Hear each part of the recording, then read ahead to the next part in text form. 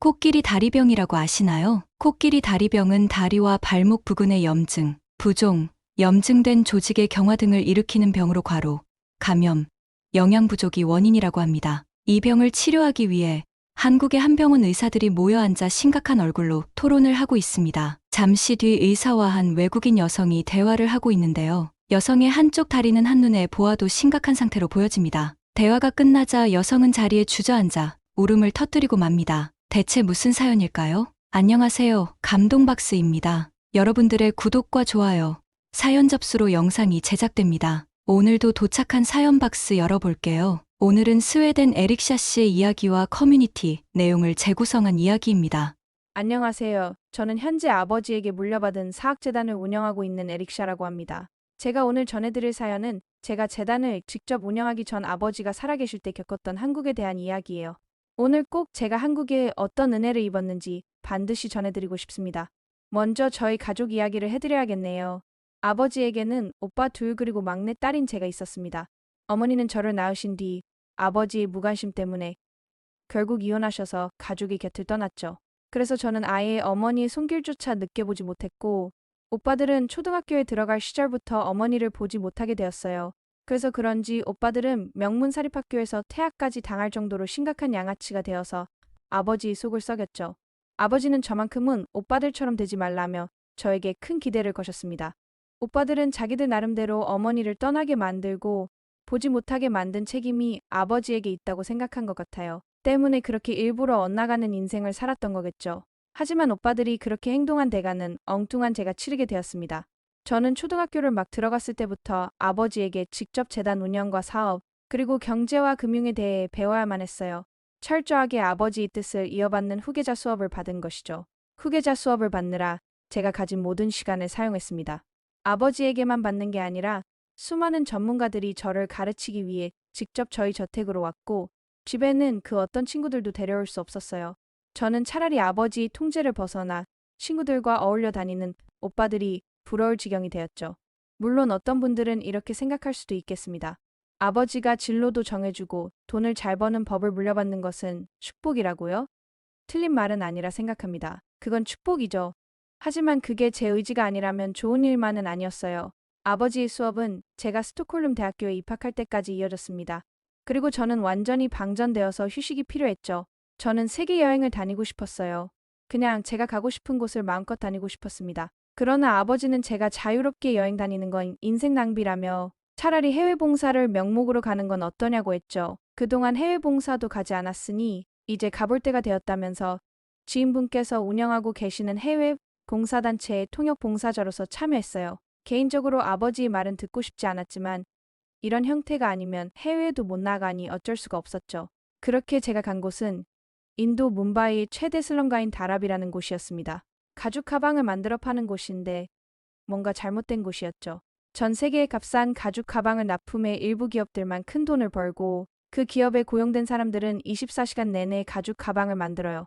그러고선 한국이나 스웨덴이라면 하루 입에 풀칠도 불가능한 돈을 한 달 월급으로 받게 됩니다. 때문에 다라비 사람들은 돈을 벌어서 이곳을 탈출할 생각조차 하지 못하는 노예로 전락한 상태라고 보시면 되는데요. 때문에 다라비 사람들은 의료 혜택이고 뭐고 병에 걸리면 그냥 알아서 낫거나 혹은 죽는 길을 택하는 사람들이었죠.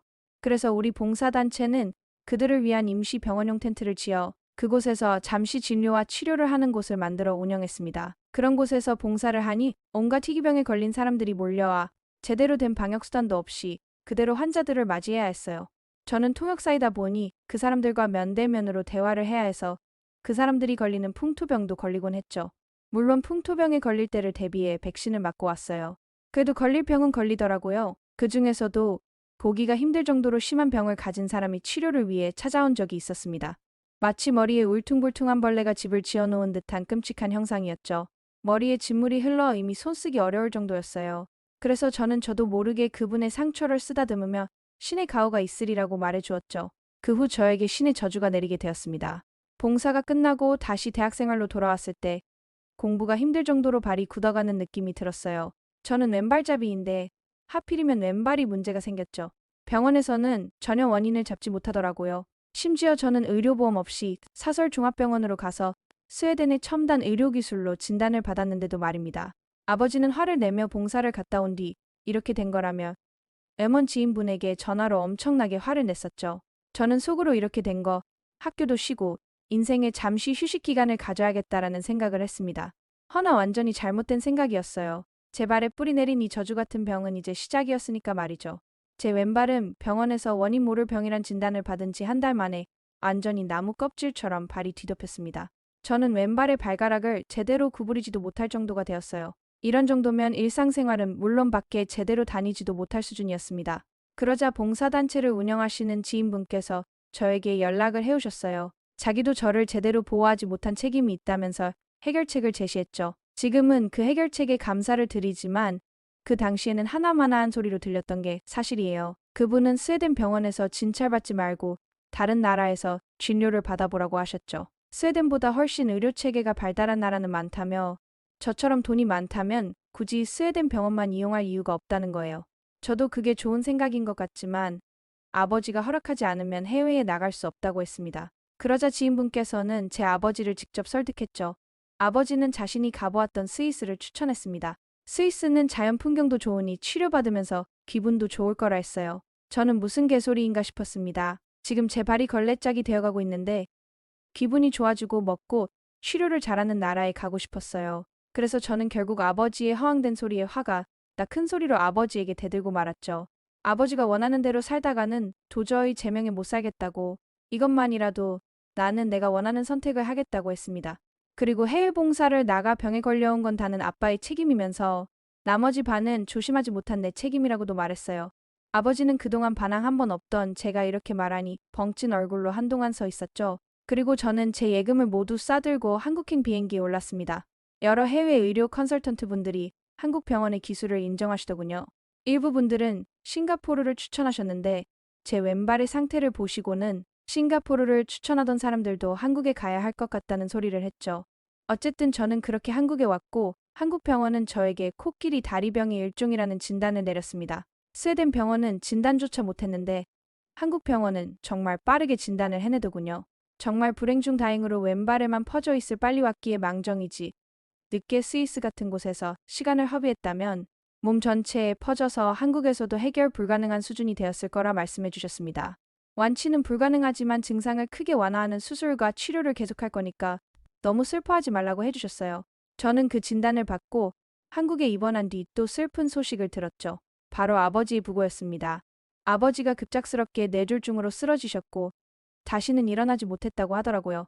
그리고 아버지의 유언에 따라 가문의 모든 재산은 저에게 상속되었죠. 그러자 곧이어 오빠들이 한국에 있는 저를 찾아왔습니다.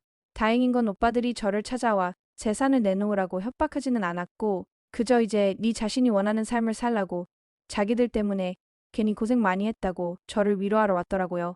저는 솔직히 오빠들을 원망하지 않았습니다. 아버지의 교육으로 저도 뭔가 배운 게 있었으니까 그래도 저는 제 나름대로의 삶을 살자고 다짐했습니다. 그리고 지금 저는 한국어로의 귀화를 목표로 한국어를 공부하고 있어요. 제가 왜 하필 한국의 귀화를 생각했냐고요? 한국 병원에서 치료받으며 겪었던 한국인 직원분들과 간호사분들, 그리고 의사 선생님들의 친절함에 반했습니다. 스웨덴이란 나라는 저에게 그닥 큰 행복을 주지 못했죠. 반면에 한국은 달랐어요. 이곳에서 살면 행복할 것 같더라고요. 여러분들은 저처럼 살지 마세요. 여러분 자신을 위한 삶을 사시기를 바랍니다. 사연 어떻게 들으셨나요? 어린 시절 예쁜 새장에 사는 새처럼 살던 에릭샤 씨는 결국 자유로운 새가 되어 날아갈 준비를 하고 있네요. 앞으로의 날들에 행복이 가득하기를 바라겠습니다. 저희 감동박스는 여러분의 구독과 좋아요로 영상이 제작되고 있습니다. 구독과 좋아요로 응원해주시면 내일도 사연박스가 도착합니다.